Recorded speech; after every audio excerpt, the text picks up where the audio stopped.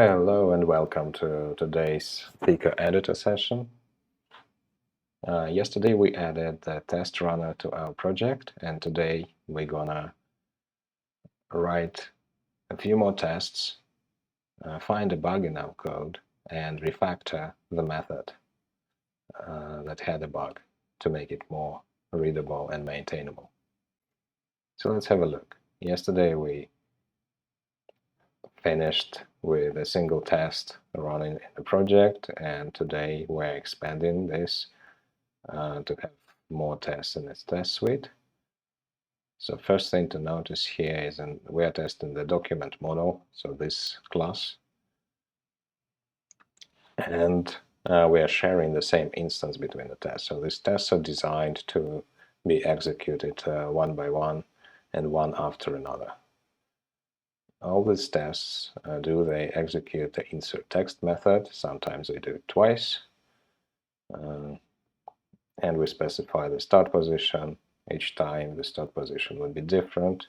Note that this is different from a cursor position in terms of that it doesn't have boundaries checked, so you can set up whatever start position you want in these unit tests and see how this class behaves.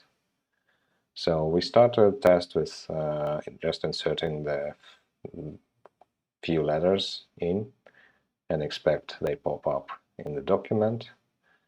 After that, we add more words and to the next position, so we expect this phrase to appear right after the first word that we got. And the next text checks, if you remember, when we hit the enter key in our text editor, we insert the new line character, and this is exactly what this text does. So it inserts the new line character, and after that it inserts text, and we expect the document now to contain 2 lines and have the inserted text. And finally, we got a test that inserts a phrase and has a new line character in it, and it inserts it not in the end of the document, but it inserts it in the first line, the column number 4. So if you take this text, for example, where we insert the lazy dog text, we actually insert it in this position. And that's what we expect the document to have. We have 3 lines now. The text doesn't make sense, but it gets a good test for our code.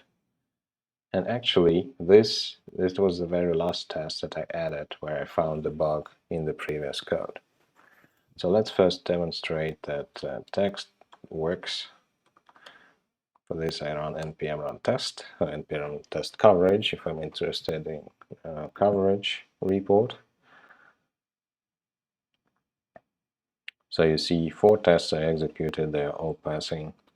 And let's have a look at the refactoring that I did after I covered the insert text method with tests. So the bug that I had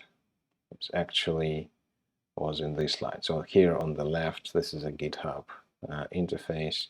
On the left, you see the old code of document model, and on the right, you see the new code. So here was a bug. The add new line if needed. It just took the index that we were looking for and just added the empty string for that index. So instead, what we do now, let's go back to the code. We now do this. So we still need to create a new line if it doesn't exist. So when I removed this chunk completely, my first test started to fail. So I realized I do need this line. We do need the initializer for the empty lines, but what is actually simplified here is that we don't need to do this in the for loop, but we just need to do it the first time. So here, for example, when we just create a document model, it contains an empty object for lines, and the very first time we try to insert text on the first line. There are no lines actually, so we need to initialize that line. What we do need to do is initialize the line only for the line that is on which the insert text is being called, because after that, and that's another change to this code, we use the array splice method as opposed to doing some weird trick with the end chunk. That was here. You see the end chunk was a list, and basically this code was not doing the right thing. When I was calling this last test, I was ending up losing data from my document, which is not good. Feel free to try this out. So the code actually ended up being a for loop, which is not simple because it handles the edge cases, and the edge cases here are the first line and the last line. So without that, this becomes a rather simple loop. So we take the lines to insert, which, by the way, we get by splitting the original text by a new line character. So that's how we get how many lines and what exact lines we need to insert to the document. And we call the splice method, which actually takes this original list, and at the index that we give here, so here in the for loop we have the current line, we insert one element and we delete 0 elements. So when you're on the first line of your text and you insert 2 lines here, the following line will not be modified, it will just be pushed to be the next element of array, if that makes sense.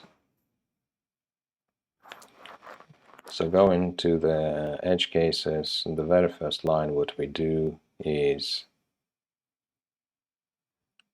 we basically say this line is whatever was on the line before the cursor, so before the start position, and we append the first line that has been inserted to that.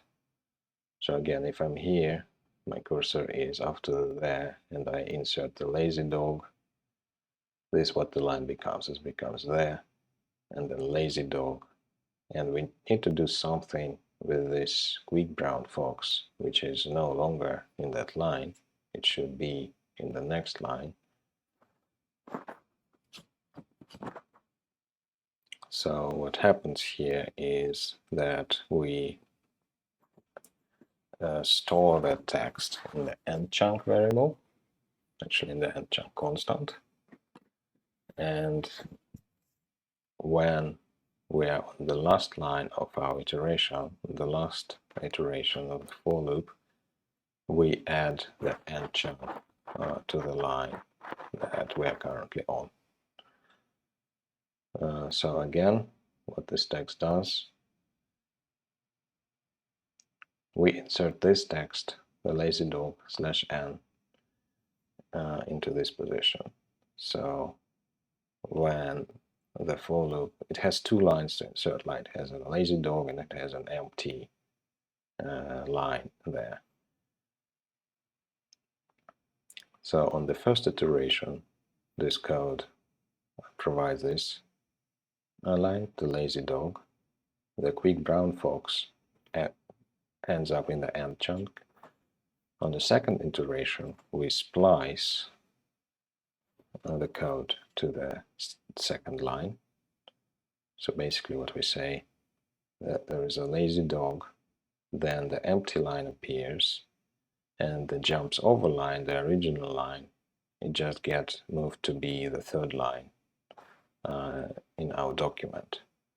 So without this, we would have the lazy dog, empty line, jumps over.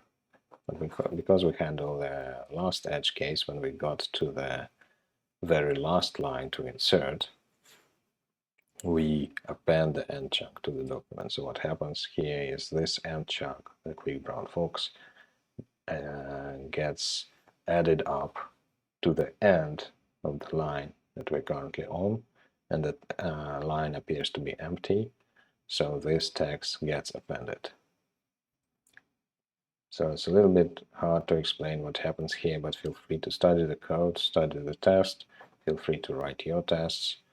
What is the advantage of having automated tests? Is this test would be executed every time now, so every time we do the change and I run the test to see if I introduced any breaking change, this would be executed and would alert me if I broke something that I originally thought was needed.